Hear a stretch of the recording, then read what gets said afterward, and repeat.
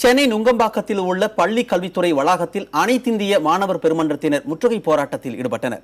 அரசு பள்ளி மற்றும் கல்லூரிகளுக்கு தேவையான நிதியை உடனே வழங்க வேண்டும், கட்டண கொள்கையில் ஈடுபடும் அரசு பள்ளிகள் மீது நடவடிக்கை எடுக்க வேண்டும், அதிக கட்டணம் வசூலிக்கும் தனியார் பள்ளிகள் மீது நடவடிக்கை எடுக்க வேண்டும், கல்வி உரிமை சட்டத்தின் கீழ் தனியார் பள்ளிகளில் 25% ஏழை மாணவர்களுக்கு இடம் ஒதுக்க வேண்டும் என்பன போன்ற கோரிக்கைகளை முன்வைத்து அனைத்திந்திய மாணவர் பெருமன்றத்தினர் போராட்டம் நடத்தினர்.